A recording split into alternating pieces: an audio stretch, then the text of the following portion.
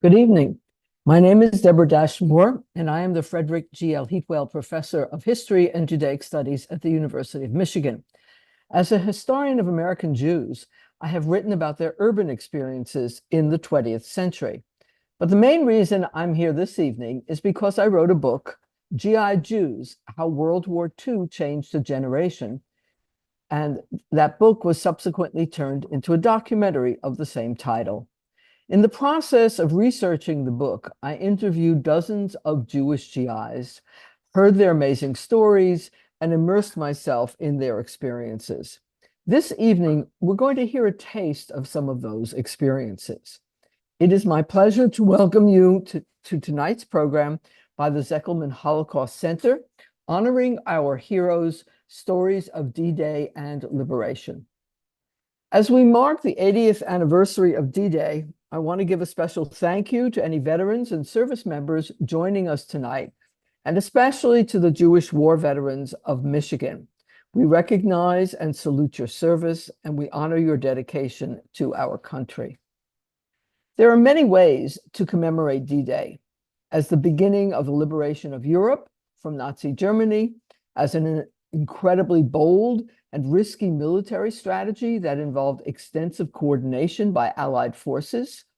But perhaps most importantly, D-Day exemplifies the dedication and fighting skill and spirit of the men who risked and lost their lives storming the beaches of Normandy.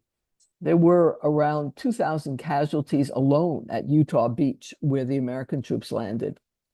Most of the 156,000 men who landed on the shores of Normandy did not know what to expect as they poured out of the landing crafts into the cold Atlantic waves. They encountered a ferocious attack from German forces who were entrenched in concrete bunkers.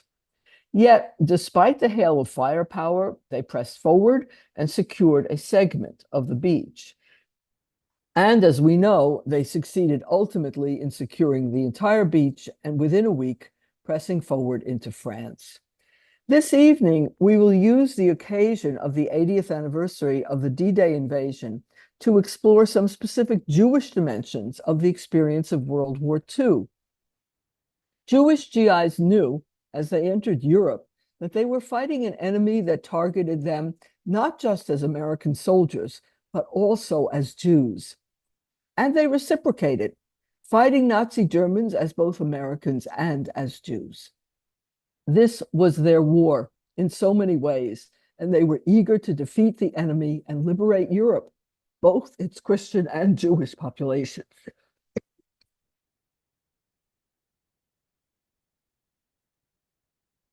Although many, excuse me, although many Jewish GIs did not know the extent of the ongoing murder of European Jews, all of them were aware of aspects of what we now call the Holocaust. Thus, it is particularly appropriate that this D-Day event is organized by the Holocaust Center.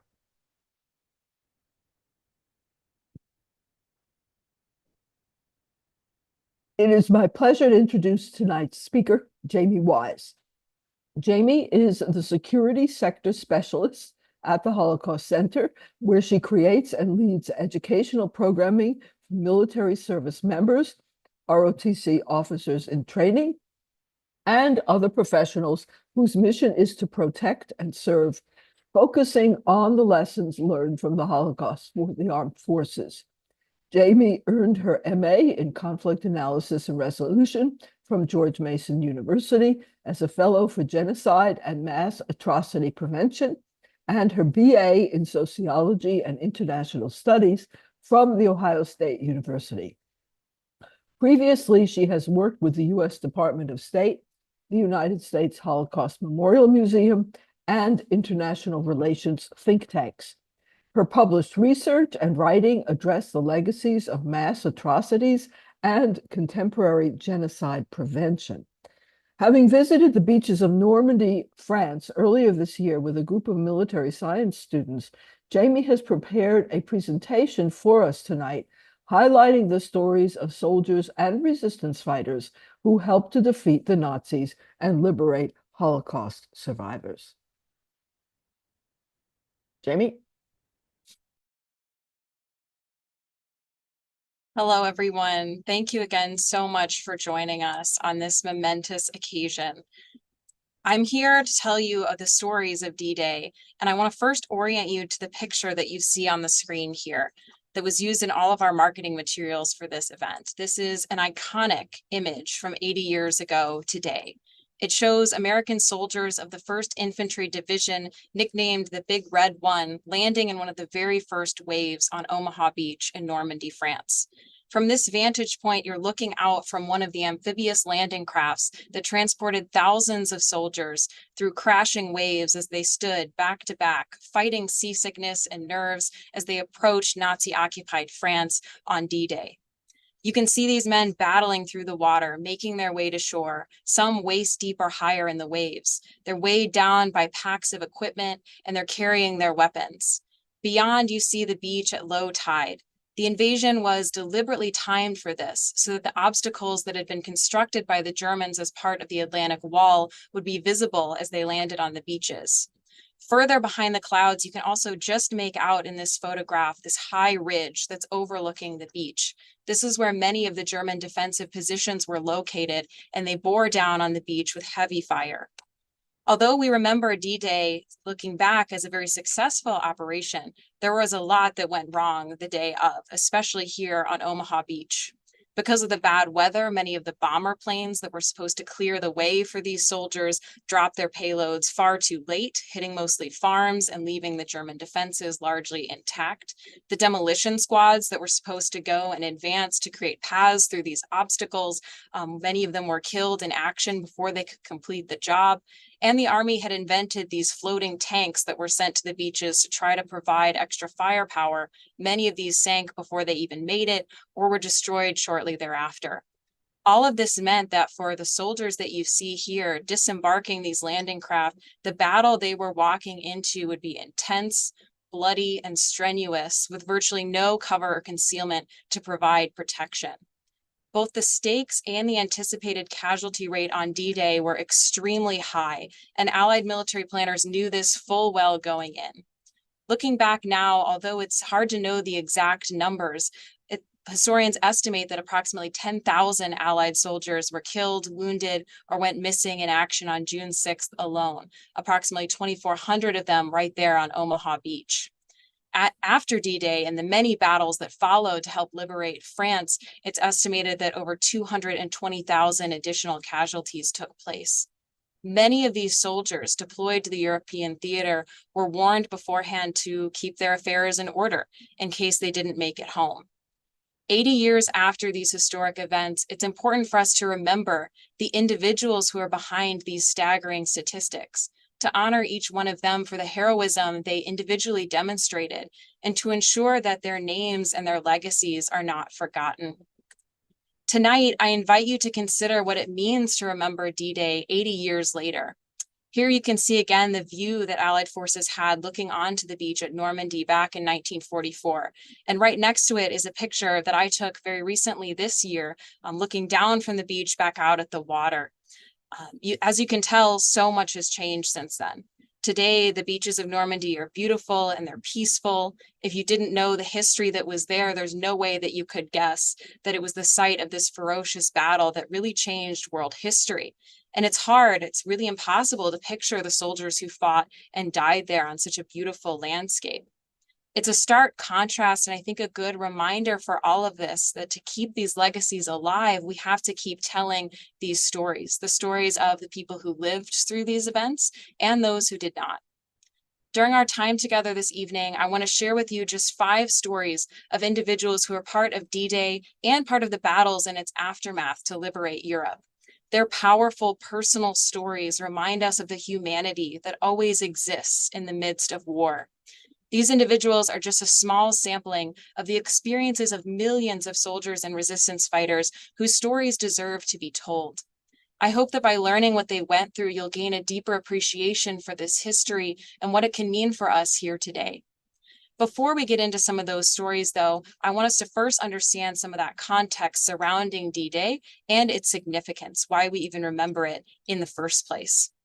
This invasion on June 6th of 1944 was happening over 4 years into World War II, and after millions of European Jews had already been murdered during the Holocaust as part of the Nazis' plan for extermination. The invasion was intended to facilitate the downfall of the Nazi regime by reclaiming initiative on the Western Front. When General Eisenhower, the supreme commander of Allied forces in Europe, was tasked to give the D-Day order and inspire these troops who were heading out into great danger, he chose words that would help them see the broader impact of their fight for humanity. He wrote in part, "You will bring about the destruction of the German war machine, the elimination of Nazi tyranny over the oppressed peoples of Europe, and security for ourselves in a free world."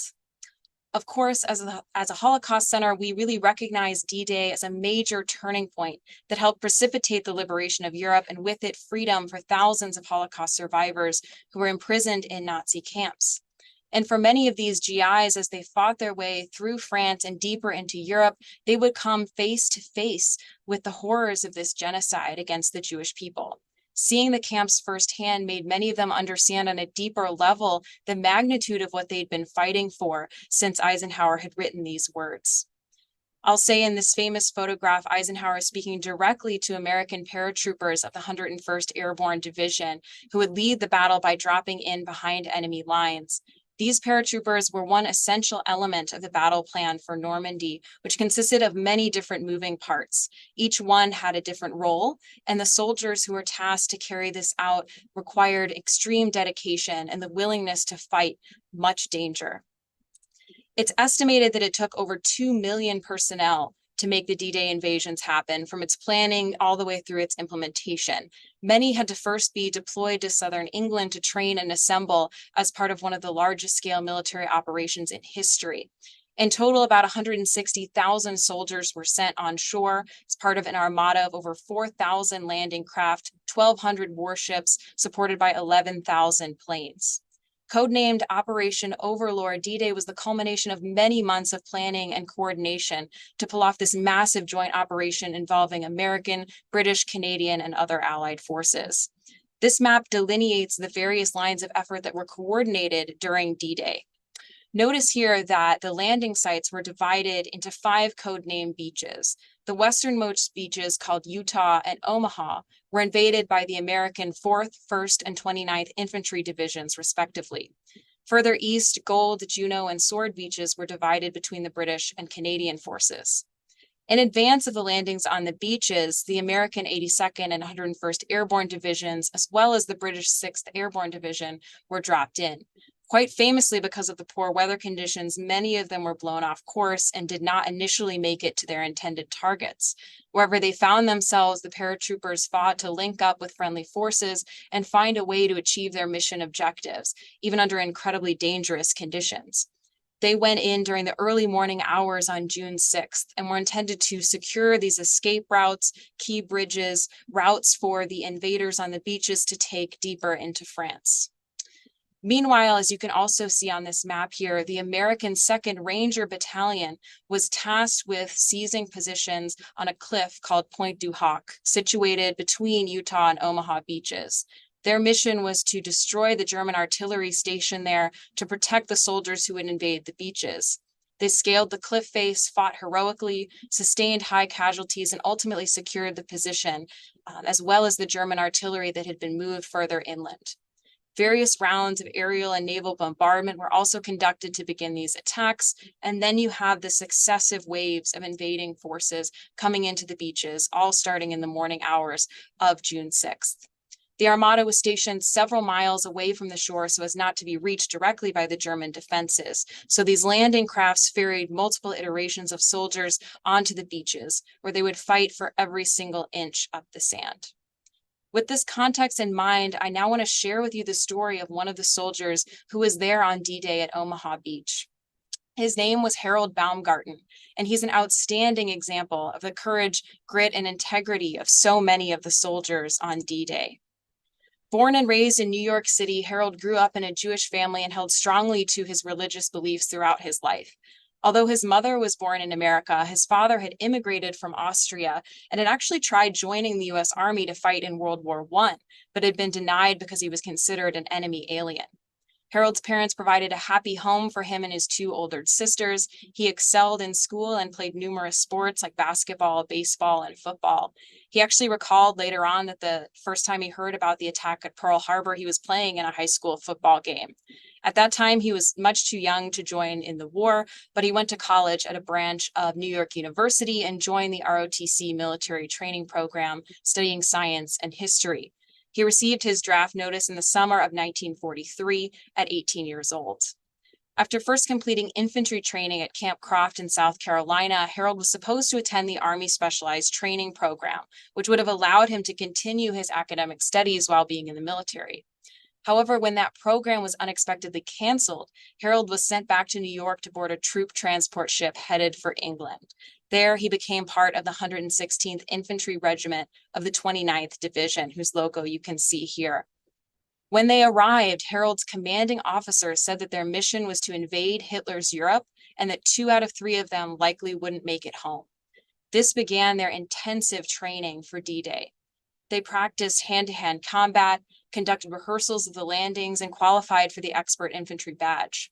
On D-Day, Harold's unit was assigned to land at Dog Green sector of Omaha Beach, which was a small section to the far west that was heavily defended by German forces. Harold went into D-Day fully expecting to die fighting, but his motivation and determination were clear.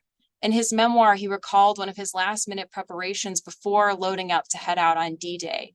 He wrote, "As an act of defiance, I drew a large Star of David on the back of my field jacket with the Bronx, New York printed around it.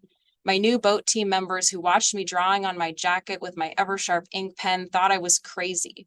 I knew the Nazis were persecuting Jews. They were making these defenseless people wear Stars of David on their clothing. I wanted the Germans to know who I was." Harold and many other Jewish American soldiers understood that they were fighting against anti-Semitism on a global scale and that their identities created unique dangers for them if they were captured as prisoners of war by the Nazis. Some actually chose to hide their identities by discarding dog tags marked H for Hebrew.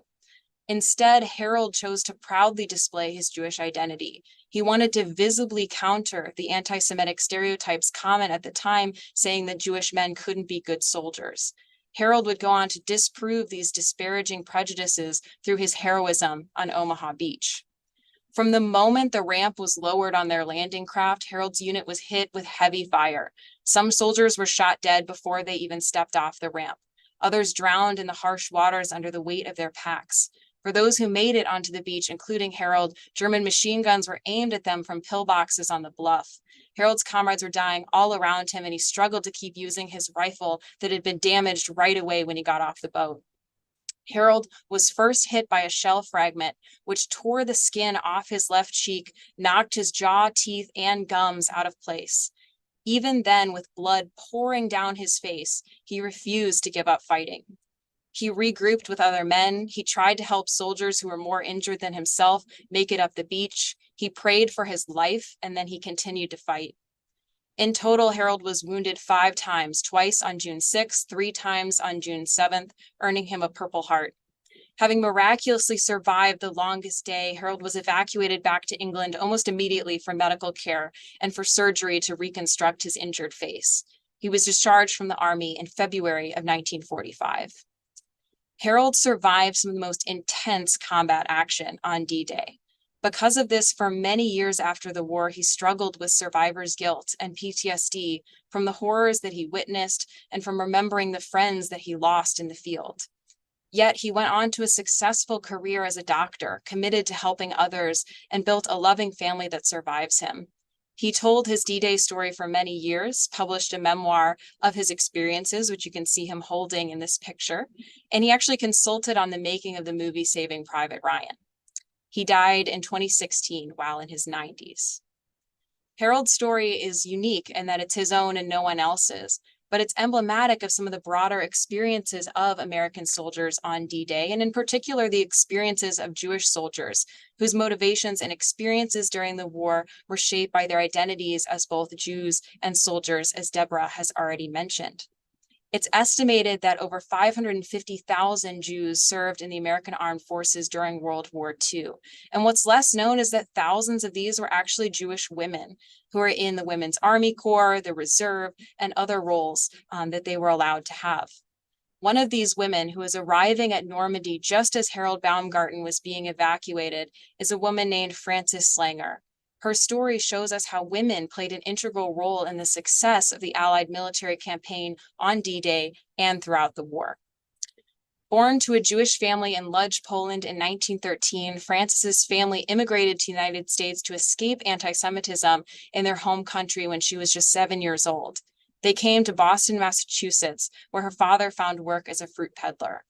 Her dream as a young girl was to become a writer or a nurse.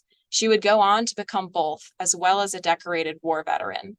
In 1937, Frances graduated from Boston City Hospital's School of Nursing and began working in the medical field. After the Nazis invaded Poland and began persecuting the Jewish community there in 1939, Frances decided to join the U.S. Army as a way to fight back. She trained at Fort Devens and was assigned to the 45th Field Hospital Unit as a second lieutenant to help fulfill a shortage of nurses on the front lines in Europe. She was deployed overseas and landed in Normandy just 4 days after D-Day to provide emergency medical services for wounded and dying soldiers. In the months after D-Day, she would follow the shifting front lines to several other locations throughout France and Belgium to care for the wounded. The experiences she had as a battlefield nurse deeply affected her, and she wrote about what she saw and heard as a way to process witnessing all of this firsthand. She ended up submitting an article that she authored from the field to the military publication Stars and Stripes, reflecting on her view as a nurse.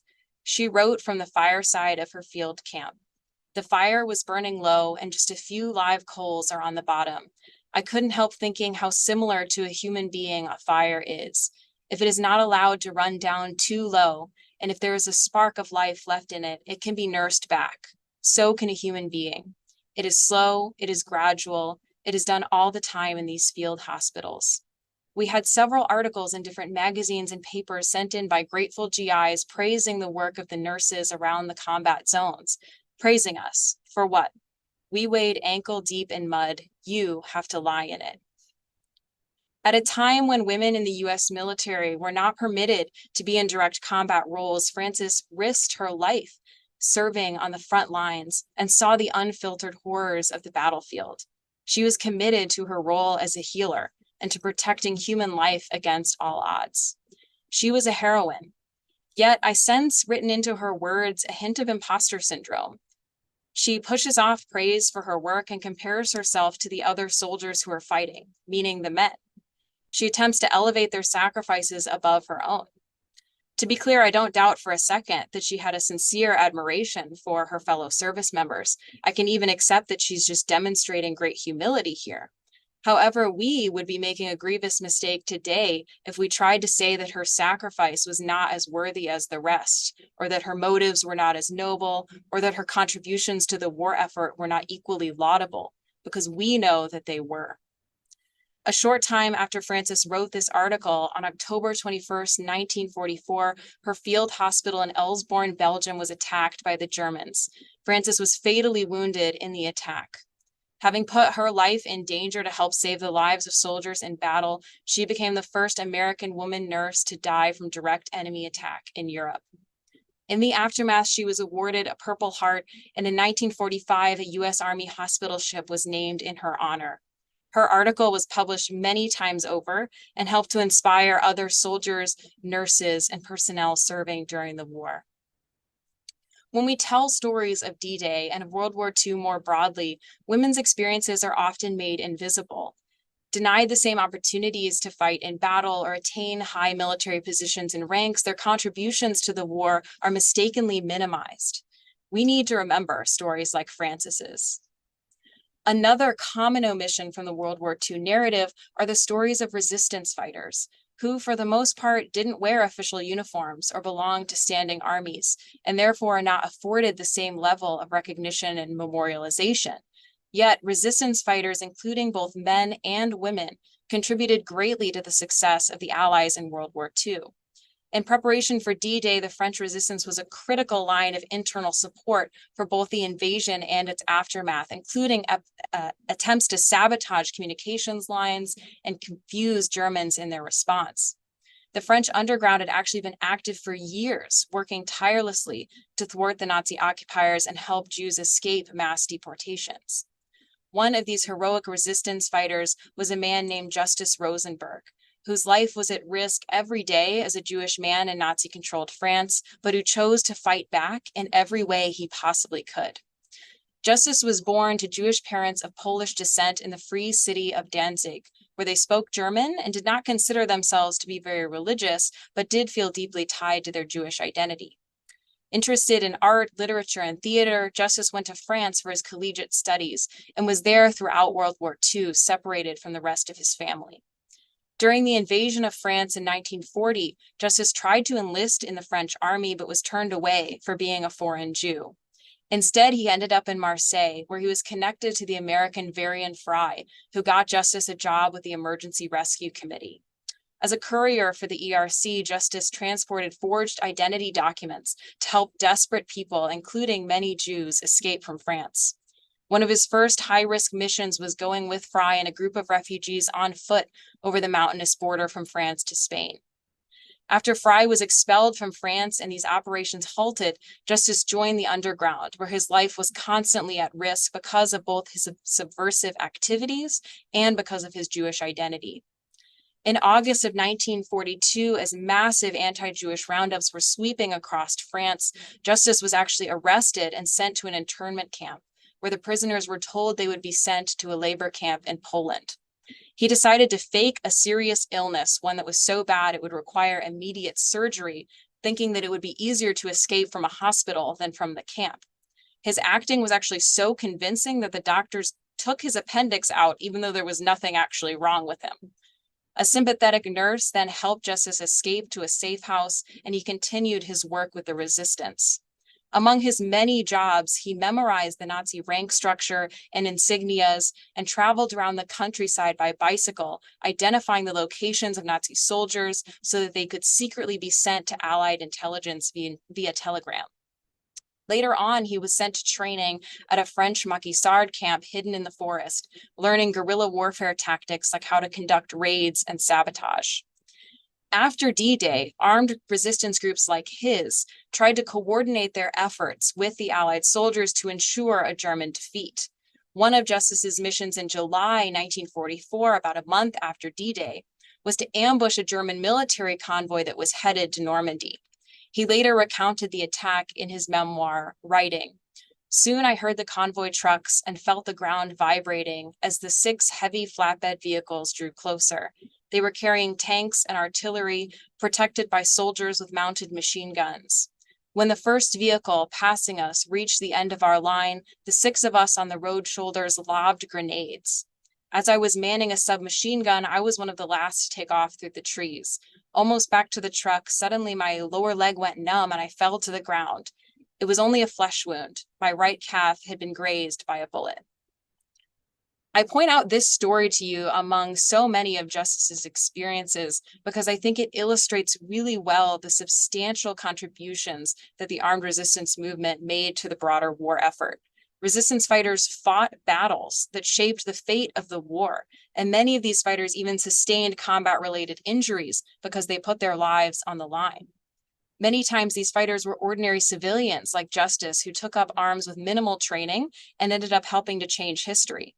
We cannot forget the heroism and the sacrifices of resistance fighters like him. His experience is actually quite fascinating because he eventually moved across the boundary from resistance fighter into professional soldier. After Justus had been healed from that wound, he was sent to construct a roadblock to impede a German retreat. While there, he met the American 636th Tank Destroyer Battalion, which recruited him to join them as an interpreter. It was then that he put on an American uniform and tried to assimilate into the force as a foreign Jew. He served as part of a reconnaissance team from August to October of 1944, helping to liberate France. His job was to interview local French people and track German troop movements. After everything he'd survived, he nearly died when his Jeep hit a German landmine. After recovering from those injuries, Justice left the military and returned to his studies. He served with the United Nations Relief and Rehabilitation Administration, as well as the American military government in Germany. After completing his studies, he was appointed as a professor in the United States and spent the rest of his life as an educator. He also found out after the war that his parents and his sister, from whom he'd been separated all those years, had also miraculously survived the Holocaust. Justice Rosenberg died in 2021 at 100 years old, having touched the lives of many students and others through his teaching and his story. As you can already see from Justice's story, D-Day wasn't the beginning, nor was it the end of the fight for freedom and liberation in Europe, though it was, of course, a critical turning point. After the success of the landings and gaining a strategic foothold in France in June, the Allies battled their way across the country, sustaining many heavy losses as they went. The Allies actually devised Operation Dragoon, the invasion of southern France, to follow D-Day in August of 1944. The idea was to have Allied forces advancing from two different directions to put pressure on the German forces. This operation included the American 3rd, 36th, and 45th Infantry Divisions, as well as French forces. One of the soldiers sent into the fighting with Operation Dragoon was Lieutenant Raymond Zussman, whose bravery in the fight to liberate France earned him the U.S. military's highest recognition, the Medal of Honor. And he was from right here in Michigan. Zussman was born in 1917 in Hamtramck, Michigan, as the youngest of 8 siblings. His parents had moved to the U.S. from Eastern Europe and started a business selling shoes in America. Ray was described as a smart, good-natured, and happy kid who went on to graduate from Central High School in Detroit, where he played basketball and tennis and did track. He later took classes at Wayne State University and the Detroit Institute of Technology before joining the Army in September of 1941. Following his basic training at Fort Sill, Oklahoma, and Armored Officer School in Fort Knox, Kentucky, Ray became a second lieutenant in 1943.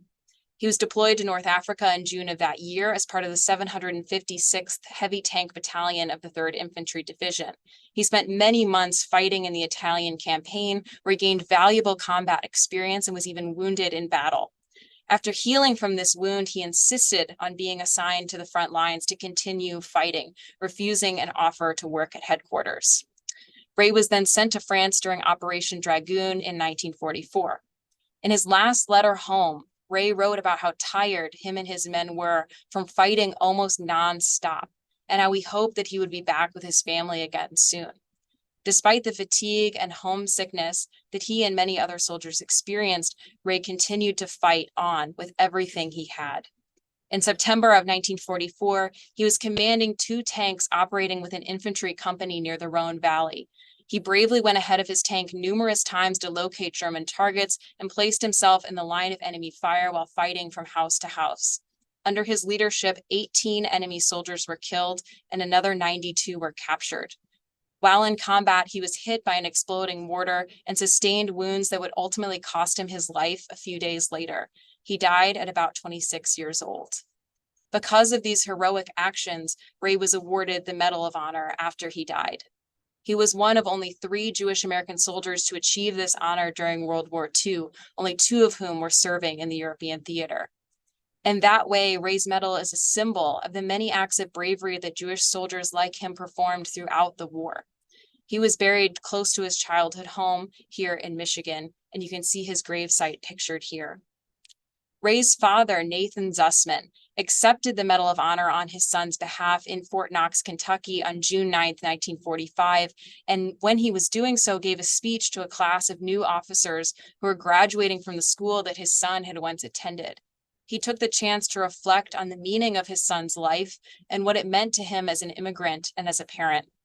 He said, in part, "During the 45 years that I've enjoyed the freedom and liberty of this country, it has made me indeed grateful and proud to think that I've been able to give a son to this great cause, that he, my son, with his indomitable courage and with the thought ever in his mind of my leaving a country of oppression to seek the freedom of this country, fought to preserve them and was awarded the highest honors that could be bestowed by this, our country, for his bravery in action. My son Ray died just as he always lived, fighting for what he felt was right and just." Imagine for a moment what the newly graduated armored officers who heard this speech must have been thinking. Were they awed by Ray's bravery? Were they inspired in their role as military leaders, thinking about how they too would go on to fight for freedom? Or did they see Nathan Zussman mourning his son and wonder about their own parents, about what they might say if they too fell in the line of duty? Even though Ray's life was cut short, his legacy endures not just for these officers, but for us here today. You could say that Ray's Medal of Honor has immortalized him, but there were so many more brave soldiers who never earned that prestigious award, but still deserve to be remembered. Here at the Zuckelman Holocaust Center, we have Ray's Medal of Honor on display in our exhibits next to an entire wall of portraits featuring Jewish war veterans who fell during World War II. This is one of the ways that we can continue to commemorate these individuals and honor their stories, each and every one. It was countless acts of heroism like theirs that ultimately helped turn the tide of the war and led to an Allied victory in Europe. The last person that I want to tell you about will bring us all the way to the end of the war in spring of 1945, when the Allies had advanced so far into Nazi-controlled territory that they began to discover the horrors of the camps. During the Holocaust, the camp system became the epicenter of mass violence. The Nazis created thousands of camps across Europe that were used to imprison, torture, and extract forced labor from their perceived enemies. In Poland specifically, the Nazis created 6 death camps, including Auschwitz-Birkenau, which were designed explicitly for mass murder, and millions died at these sites of atrocity. Throughout the spring of 1945, as the front lines collapsed on Nazi Germany from multiple sides, Allied troops liberated these camps one by one. Of course, there had been some reporting about the crimes of what we now know of as the Holocaust in the years prior, but it was one thing for soldiers to hear about what was going on in German camps, and another thing entirely to witness this evidence with their own eyes.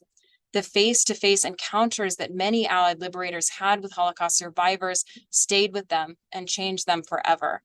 Many of these liberators were ordinary GIs.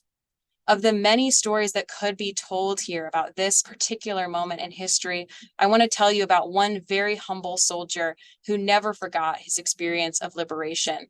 His name was Doug Harvey. Doug was born in Utica, Michigan in 1924. He grew up on a dairy farm with his parents and his older sister, Helen. He had a very high IQ and during the war was actually selected for the Army Specialized Training Program, where he was sent to Drexel University to study engineering. When the program again was shut down in 1944, he was reassigned as a private first class to the 334th Regiment of the 84th Infantry Division. Nicknamed the Rail Splitters because of its historical ties to Abraham Lincoln, the 84th Infantry Division landed in Normandy in November of 1944, just a few months after D-Day. During the Battle of the Bulge that winter, in which the Germans launched a major offensive to try to regain momentum on the Western Front, Doug's unit was sent to Belgium. That battle saw horrendous casualties, and many Americans were taken prisoner by the Germans. Struggling to fight through the winter, soldiers dug into foxholes covered in snow, trying desperately to stay warm and defend their positions. On December 26, 1944, Doug's unit came under fire from a German tank. With complete disregard for personal safety and struggling under enemy fire, Doug and 4 other men dragged an anti-tank gun 50 yards into position to destroy the German tank. He earned a Bronze Star for his heroism. But the war was not yet over for him. In the spring of 1945, Doug's unit went into Germany and was credited with liberating 2 concentration camps, at Hanover on April 10th and at Salzwedel on April 14th. One of the Holocaust survivors liberated at Salzwedel was a woman named Sophie Klisman, who you can see pictured here with Doug many years later. Born in Lodz, Poland, Sophie was just a young child when the Nazis invaded her home country, and her life changed forever.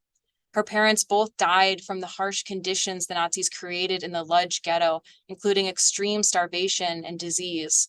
Sophie was then transported to Auschwitz and spent the war years imprisoned with her sister, fighting each day to survive horrendous conditions, violence, and forced labor. She was sent to several camps, but ended up in Salzwedel, where she was liberated by Doug's unit. It wasn't until decades later that Doug and Sophie were reunited here in Southeast Michigan. They've both shared their stories here as speakers at the Holocaust Center. And 2 years ago, they came here and spoke together to a group of Army cadets about what they each went through during the war. During that time, Doug had this to say. He said, "What Sophie went through was so much worse than what I went through in infantry combat being shelled. And I remember spending one night in a foxhole on the front line, and we were constantly shelled, mortars and shells dropping around, and guys in the next foxhole were hit. You could hear them screaming for help, and there was nothing you could do. When I got out of the Army, and I think Sophie went through the same thing, you want to forget, but you can't forget. I'm happy that maybe I had some little part being one troop, like I said, of thousands that helped liberate the camps." I'm sure you can see here how Doug was an incredibly humble person. Despite all of the horrors that he had gone through as a soldier in war in the horrific Battle of the Bulge, he put Sophie's experience above his own, and he didn't want to be seen as the hero of the story, even though Sophie insisted that he was. Doug never forgot his experience liberating the camps, and having seen these atrocities firsthand, he was flabbergasted that people would continue to deny the Holocaust. He felt a responsibility to be a witness to these atrocities. And Doug was not Jewish. He didn't share the experiences that many of the other soldiers we've discussed today felt as they fought back against Nazi anti-Semitism. But Doug came to appreciate his personal role in ending the Holocaust and made it one of his personal missions to ensure that the memory of what happened to the Jewish people during World War II was never forgotten. After the war, Doug came back to Michigan. He went to college at Michigan State, earning a PhD in metallurgical engineering. He worked at General Motors in research and development for several decades and retired with many patents to his name. He passed away earlier this year at about 100 years old. Doug's words are printed on the walls in our museum exhibits right next to Sophie Klisman's testimony, so that all of our visitors can learn from both of them. These are only 5 stories, but I hope that they've helped you connect with the heroic individuals behind the story of D-Day, its aftermath, and liberation. I hope that you remember that each person was an individual with their own background, motivations, and experiences that led them to making these heroic sacrifices for our country and for humanity. 80 years after these events, it's our job now to remember. Many of those who were those firsthand witnesses of these events can no longer tell us their stories on days like this. All of the people I spoke about today have passed on, but they've left behind testimonies, memoirs, photos, letters, medals, loved ones, and legacies that we can continue to learn from. Of course, one of the most important ways that we can memorialize these veterans is in our military cemeteries. This is a photo from the Normandy American Cemetery where thousands of soldiers who died on D-Day and in its aftermath are buried. As you can see here among the many crosses, the Star of David marks the graves of Jewish soldiers. Although Jews have served in many American wars, it wasn't until 1927, after lobbying from the Jewish War Veterans Organization, that legislation actually required placing the Star of David on Jewish graves. Before that, the cross was the only option. Even today, an organization called Operation Benjamin works diligently to identify Jewish soldiers who are mistakenly buried under crosses so that they can have a new tombstone that reflects their background and their beliefs. This is absolutely vital work to honor the legacies of these heroes for generations to come. When I recently visited the Normandy American Cemetery, I took this picture of 2 Jewish headstones side by side, and I was curious about them. I learned that at American military cemeteries, most individuals are buried randomly. There's no separate section for officers versus enlisted personnel because no matter what their rank was, if someone died for their country, they gave the fullest measure of devotion and deserved to be honored. The only exception to the rule of burying soldiers randomly is for brothers. So it turns out that these 2 graves belong to 2 Jewish brothers, Martin and Hyman Goland. They never became famous. They never wrote memoirs. Their family members never published anything about them. And we really don't know much about who they were.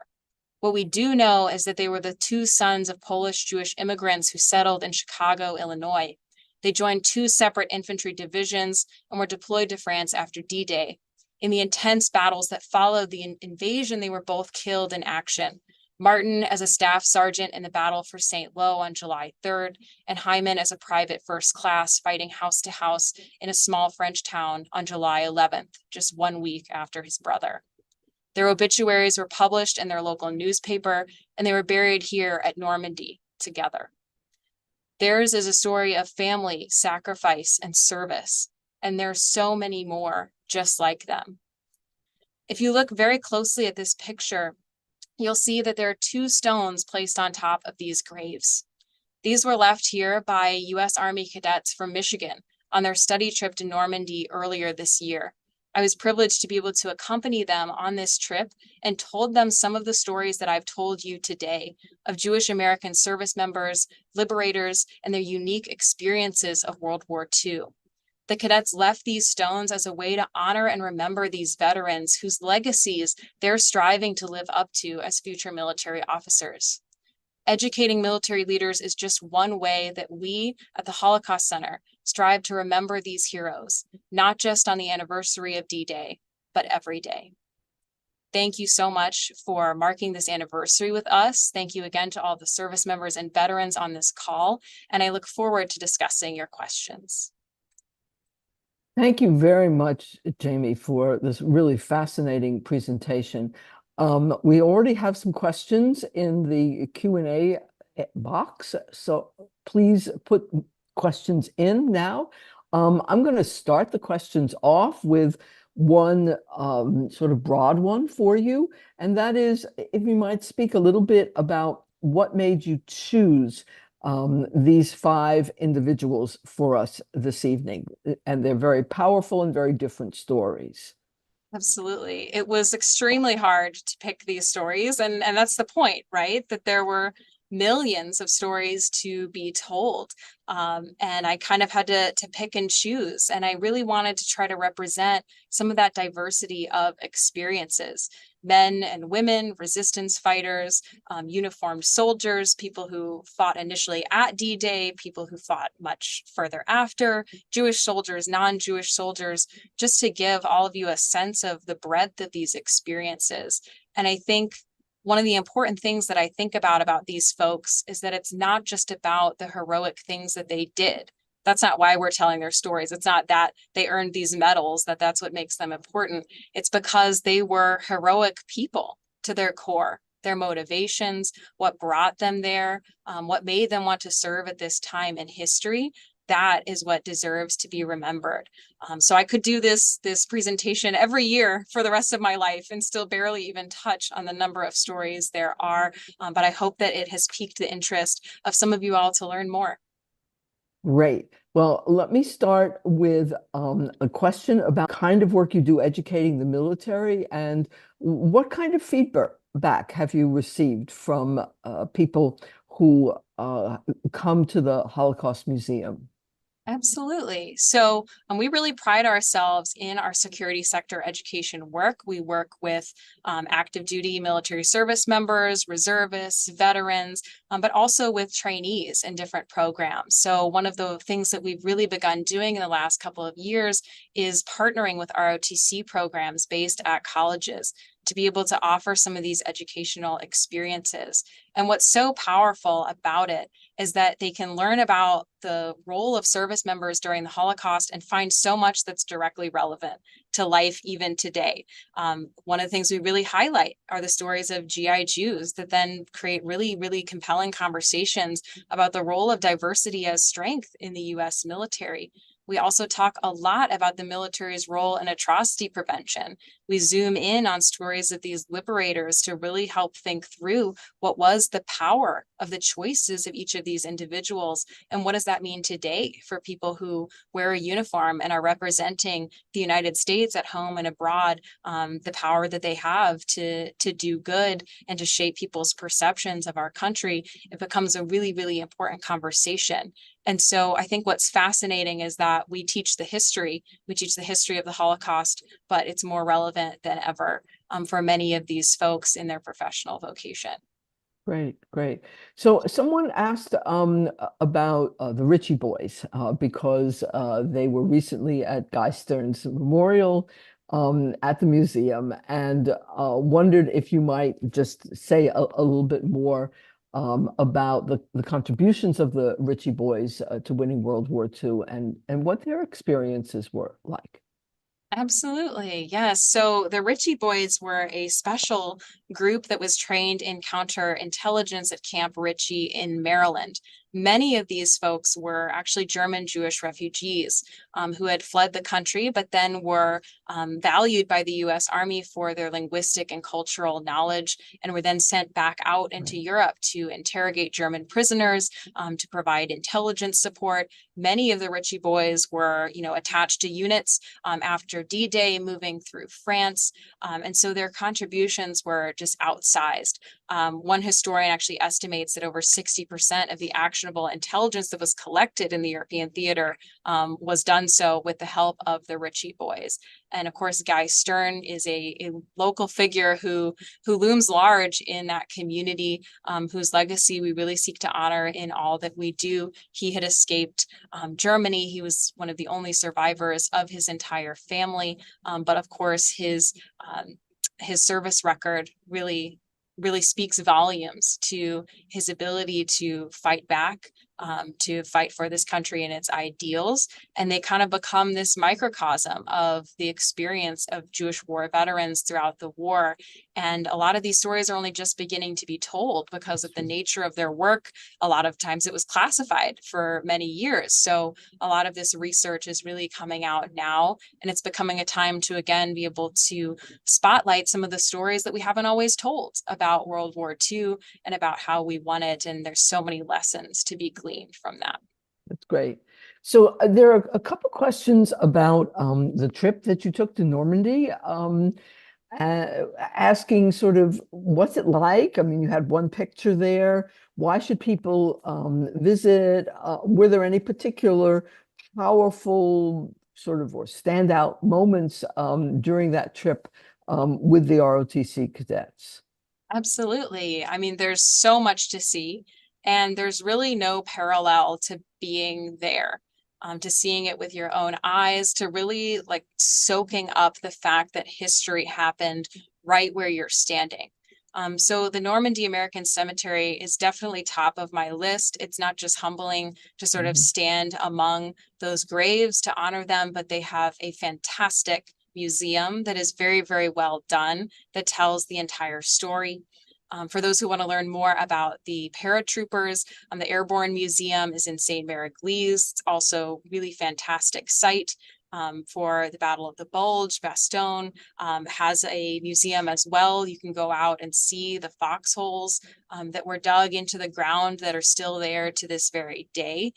So it's very, very humbling to be able to go to these places and see that history firsthand. And I think the most powerful part about being there with the cadets earlier this year is that I could tell the stories like what I told you all tonight, but it rings so different when you're Mhm. standing right Yeah. where these men and women were, where all of this happened. And maybe not everyone will ever have the chance to do that, but if you ever do, if you're ever in France, definitely pop over and give it a try. Yes, it is a very powerful experience, especially if you go with some sense of what D-Day was like, to sort of just physically be there and imagine it, even though it's now, as your picture shows, very, very peaceful. There are a couple questions from Alan Borlaug, who writes that he remembers seeing Harold Baumgartner in a documentary, right, about D-Day, and him saying that I saw things that day that no 19-year-old should ever see. Um, and then also that he felt he should be a spokesman for all of those who fell at D-Day, which, I think is a sentiment that those who survived really internalized it more generally. He writes as well, do you know how many Jewish American soldiers were killed during World War II and how many were buried at the cemetery at Omaha Beach? Mm-hmm. Yeah, so overall, it was about, I think, 4,000 or so total Allied soldiers that were ended up being buried at Normandy American Cemetery who were from D-Day and its aftermath. I'm not sure how many of those were Jewish, actually. You're kind of walking up and down the Right. rows and you're trying to spot them amidst it. You could maybe do a small sample because they are randomly arranged, but they are there. And I think that's the important part is some of this memory work that's happening to try to really acknowledge those experiences because it was so different from every other soldier. What these men and women were walking into, they understood in a way that nobody else really did what was going on in Hitler's Europe. Maybe they heard from their family members or they just understood from kind of the collective experience of fighting against that prejudice. So it's important to be able to highlight some of those stories as well. And to just affirm what was said about Harold Baumgarten becoming that witness, I think that's so true. That so many of these veterans, often later in life, felt compelled to share those stories. Another book I would absolutely recommend is by Ray Lambert. His book is Every Man a Hero. He also writes about the experience on Omaha Beach. He was a combat medic. And one of the things he was able to do, there was no cover on these beaches, but there was this really ugly rock in the middle of the beach. And so he just started dragging soldiers behind this rock and saved their lives. And today it's a memorial that is still on the beach today. There's a big plaque on that original rock. And so a lot of these stories have come out over many, many years. Each one is different. I promise you'll learn something different from every single one that you pick up and read or hear an oral history from. But I think that's part of the beauty of all of this, right? Is that learning from each person's story is so unique and gives us so much. And so it's really, really a privilege to be able to share these stories on a day like this. And we're indebted to these folks for sharing that, because some of these memories, they're hard to drag up. The things that Harold Baumgarten writes about, those are not easy things to write about. They're things he had nightmares about for many, many years. And so I think being humbled by that and recognizing the privilege that we have to learn from that generation and feeling that responsibility deep in our core to carry that forward is an important part of marking this occasion. Well, that's a really, really thoughtful and wonderful way, I think, to conclude this program, to encourage everyone to go forward and read more and connect with the individuals who did manage to put in words some of what their experiences were like, because it was a very, very hard thing to do. I know personally, when I was interviewing people, there was always a moment when was no longer important. They were back in their own heads, reliving those years. And, the fact that this was an oral history interview was, in a sense, irrelevant, but it was very important for them to be able to tell someone who would then share it with others. So thank you very much for sharing with all of us who are listening here. And I believe this will become available more broadly, right? And you can find out from the Holocaust Center. So thanks again, Jamie. It was a really wonderful program. Thank you very much. And thank you all for joining us. Please come see us in Farmington Hills, Michigan, if you'd like to see our museum. We just recently renovated and reopened our new permanent exhibit in January. Stop by, check out our website for more programming. And I do want to just say quickly before we go, a thank you to Deborah for being here tonight, for being such a wonderful facilitator and for creating such inspiring work that has certainly helped me on my trajectory as a scholar. And hopefully all of you will have a chance to check out her book, GI Jews, as well as some of the others in the chat, the memoirs of some of these men and women. So thank you all very much and have a wonderful night.